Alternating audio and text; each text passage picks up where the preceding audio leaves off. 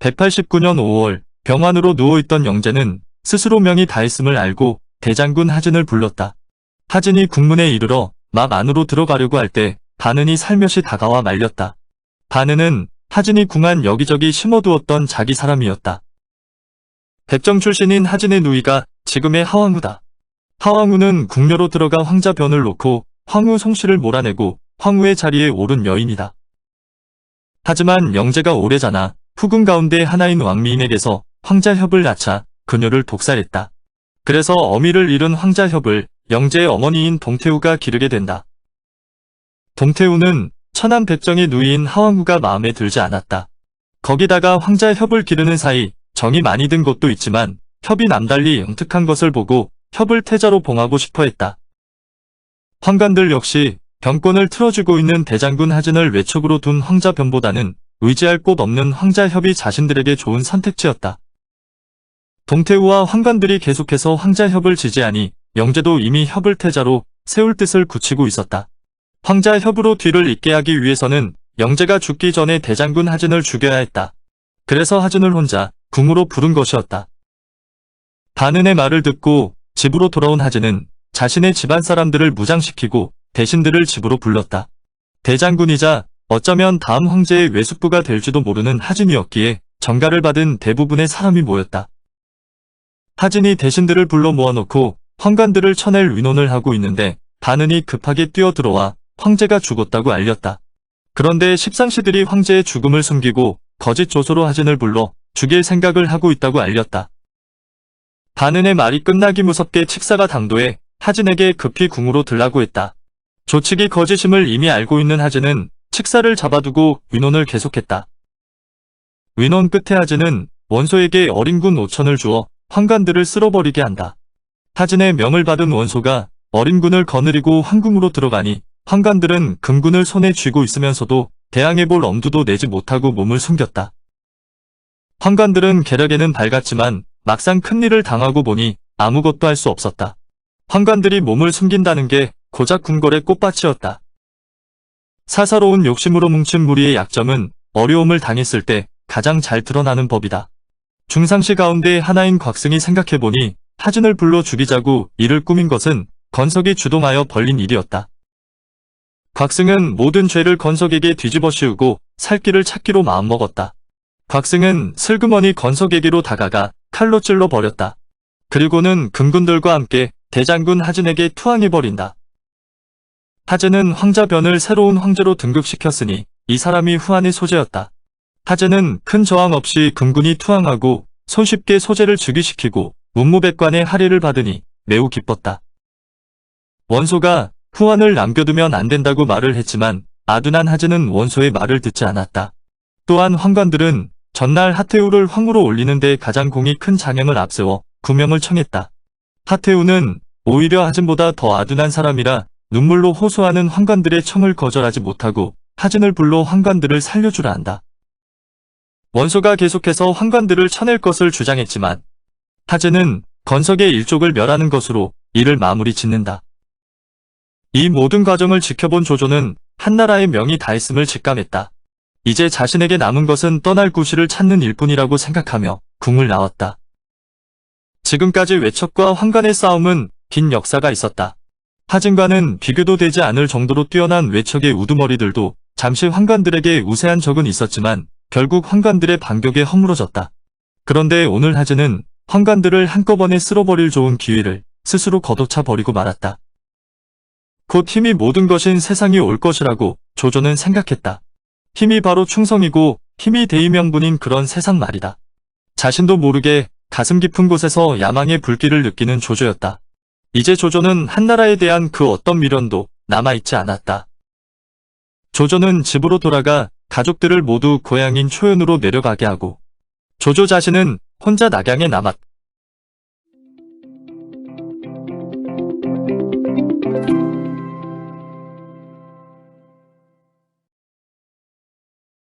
소재가 황제의 자리에 오르고 하태우가 사실상 섭정을 하게 되니 명목상 황실의 가장 큰 어른이 되는 동태우의 심기가 불편했다.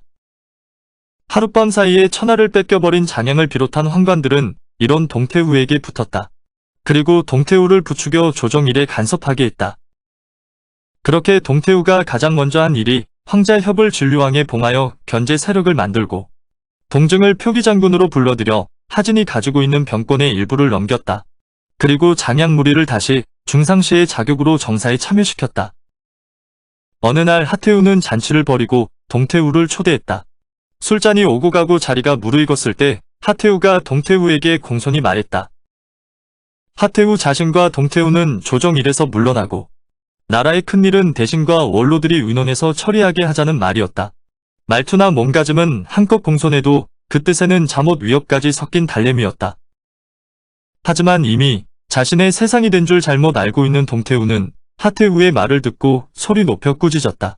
전날에 하태우가 왕미인을 독살한 것을 꾸짖고 급기야 동증에게 조칙을 내려 하진을 죽일 수 있다는 말까지 내뱉는다.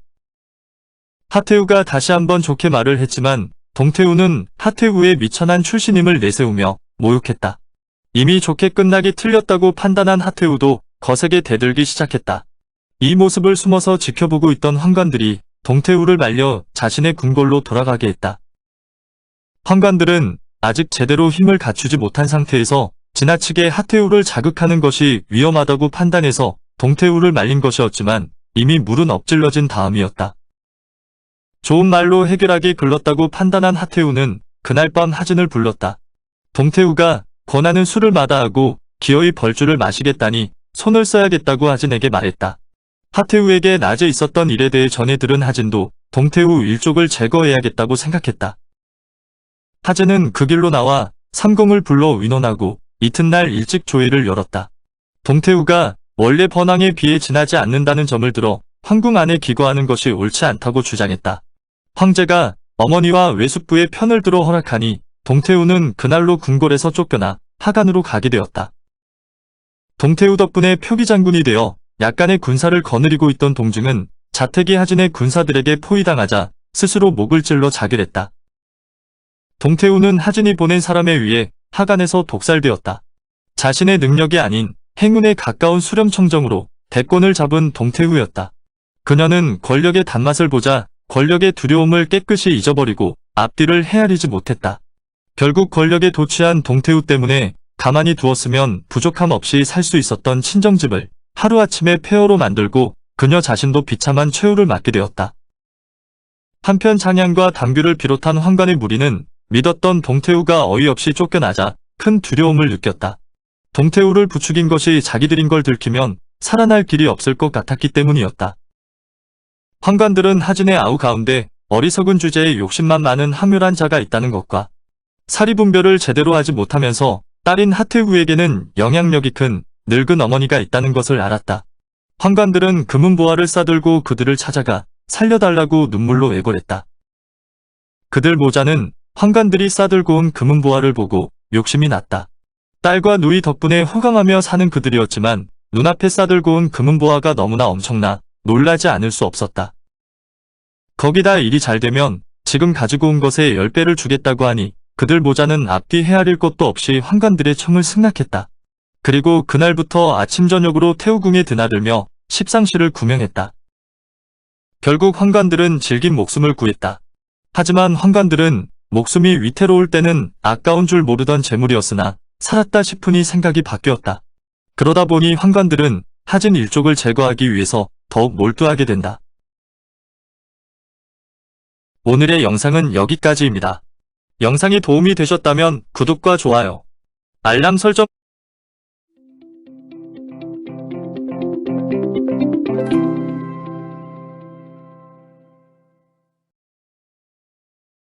황관들은 동태우의 독살 사건을 나라 안에 널리 퍼뜨렸다. 며칠도 안 되어서 하진에 대한 나쁜 소문은 엄청나게 부풀려진 채 낙양섬 안에 널리 퍼졌다. 그 덕분에 하진은 병을 핑계로 집안에만 틀어박혀 있었다. 어느 날 원소가 하진을 찾아와 황관들을 죽여야 한다고 말했다. 하지만 하진은 또다시 자기 칼에 사람 피를 묻히고 싶어 하지 않았다. 원소가 거듭 재촉하니 어쩔 수 없이 하태우와 상의한 뒤에 처리하겠다고 한다. 하지만 황관들의 강교한 손길은 하진의 집안까지 뻗쳐 있었다. 하진의 집에서 일하는 사람 중에 황관들에게 매수당한 사람이 있었다. 장양무리는 그 사람을 통해 원소와 하진의 이야기를 전해 들었다. 환관들은 그 길로 하진의 아우 하묘에게 전보다 더 많은 뇌물을 보내어 도움을 청했다. 새는 모이를 탐하다가 그 목숨을 잃고 사람은 재물을 탐하다가 그 몸을 망친다고 했다. 하묘는 그 일이 결국 제 형 하진뿐만 아니라 제 목숨까지 잃게 하는 일인 줄도 모르고 하태후에게 제 형을 헐뜯었다. 결국 하태후는 하진을 설득하여 십상시들을 죽이지 못하게 했다. 본래 결단력 없는 하진은 하태후가 말리니 더 말도 못하고 태후궁을 나오고 말았다. 태후궁 밖에서 하진을 기다리고 있던 원소는 하진의 말을 듣고 잠시 생각했다. 그리고 한 가지 계책을 내놓았다. 그것은 사방의 영웅들을 불러들여 그들이 끌고 온 군사들로 환관들을 죽이게 하라는 것이었다. 그렇게 되면 하태후도 따르지 않을 수 없을 것이라 했다. 결단성 없는 하진은 원소의 말에 마음이 움직였다. 자기 손에 피를 묻히지 않고 남의 칼을 빌려 십상시를 죽인다는 것이 그럴듯했다. 그래서 하진은 여러 대신을 불러 모으고 원소가 내놓은 계책을 의논했다. 그러나 모인 대신들 대부분은 원소의 계책에 반대했다. 이미 병권을 손에 쥐고 있는 하진이 십상시를 죽이려고 마음먹었으면 직접 하면 간단한 일이었다. 굳이 외부에서 군사를 도성 안으로 불러들인다는 것은 위험한 일이었기 때문이다. 대신들의 말을 조금만 생각해도 당연한 것이었지만 자기 손에 피 안 묻히고 적을 제거한다는 원소의 발상에 마음이 기울어져 있는 하진은 대신들의 말을 듣지 않았다. 반대하는 대신들 사이에는 조조도 있었다. 조조가 나서 반대했음에도 오히려 하진에게 면박만 당하고 말았다. 조조는 소매를 떨치고 그 자리를 나서며 천하를 어지럽게 할 자는 바로 하진이구나 하고 홀로 탄식했다. 결국 하진은 대신들의 반대에도 불구하고 원소의 계책대로 하기로 했다. 그날 밤으로 하진은 군사를 이끌고 도성으로 들어와 간악한 십상시를 제거하라는 밀서를 여러 지방의 군벌들에게 보냈다. 이때 동탁은 서량 자사로 있었다. 동탁은 변방인 서량에서 의심받지 않고 20만의 대군을 길렀다. 서량의 군사들은 오랑캐인 강족 출신이 절반이었기에 동탁의 사병이라고 불러도 좋은 군사들이었다. 그런 동탁에게 하진의 밀서는 그야말로 절호의 기회였다. 동탁은 그날로 군사를 일으켜 낙양으로 떠날 준비를 했다. 그런데 모사인 이유가 밀서의 내용이 이상하고 애매하다고 동탁에게 말했다. 그래서 먼저 낙양에 표문을 올려 황제의 명에 따른 군사 행동임을 알리고 움직여야 대의명분도 서고 의심도 받지 않을 것이라 했다. 사실 밀서에 대한 의심은 이유뿐만이 아니라 밀서를 받은 대부분 군벌들도 마찬가지였다. 환관들 며칠 잡아 죽이기 위해 변방과 각 지역에 주둔하고 있는 대군을 도성으로 부르는 까닭이 도무지 이해되지 않았기 때문이다. 기껏 짐작해봤자 외척과 환관들의 싸움이 다시 불붙었구나 정도였다. 그래서 동탁을 뺀 나머지는 선뜻 군사를 움직이려 들지 않았다. 그럴 만한 힘이 없어서이기도 했지만 일부는 힘이 있으면서도 자신의 근거지를 떠나 도성의 권력 싸움에 말려들기 싫어서였다. 야심이 큰 동탁도 밀서를 받고 일단 군사를 일으키기는 했지만 이유의 말을 듣고 보니 명분이 약한 것이 사실이었다. 그래서 이유 말대로 동탁은 도성으로 표문을 올렸다.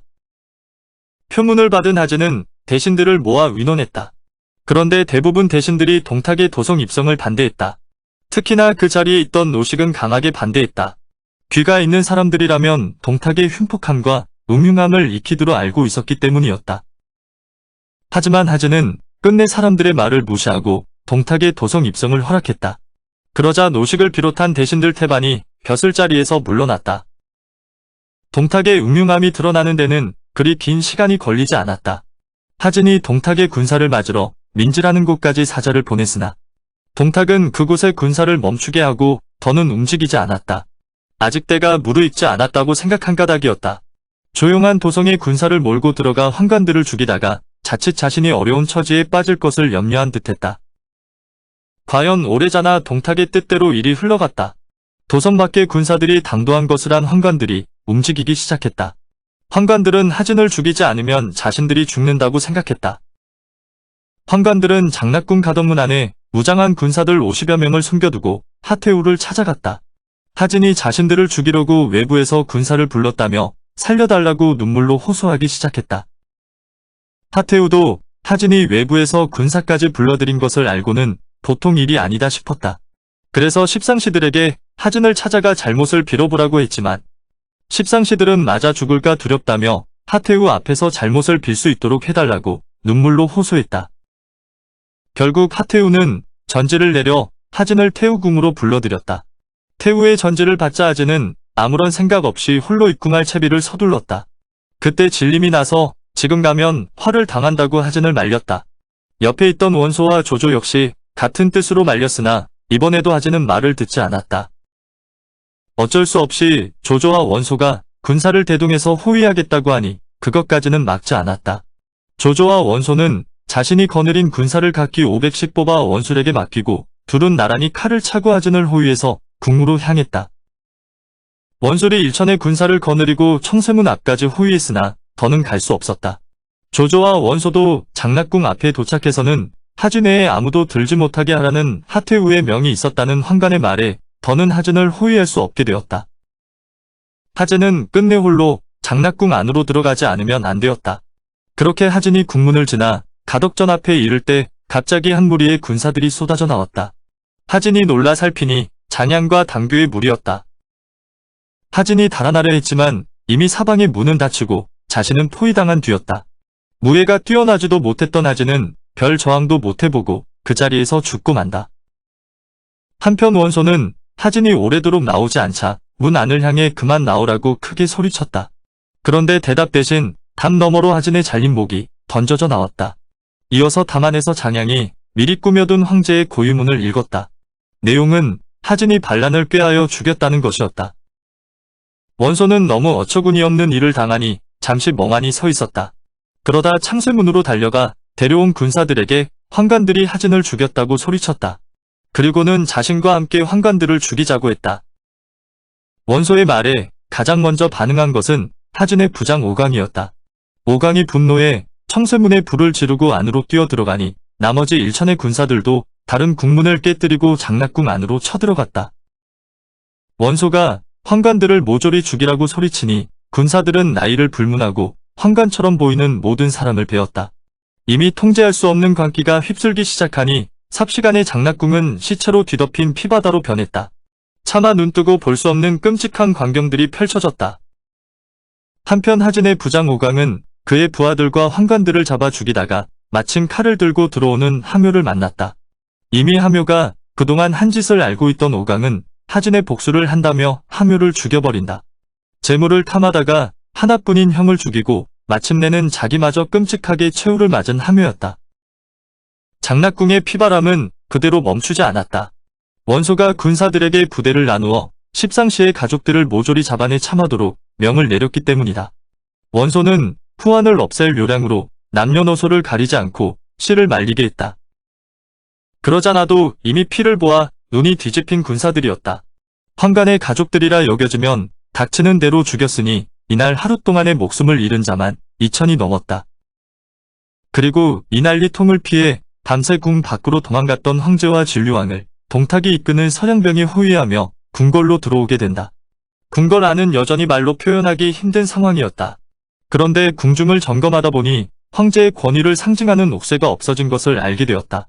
진시황 때부터 400년이 넘는 세월 동안 한나라의 황제에게서 황제로 이어온 전국 옥새였다. 오늘의 영상은 여기까지입니다. 영상이 도움이 되셨다면 구독과 좋아요, 알람 설정 부탁드립니다. 시청해주셔서 감사합니다.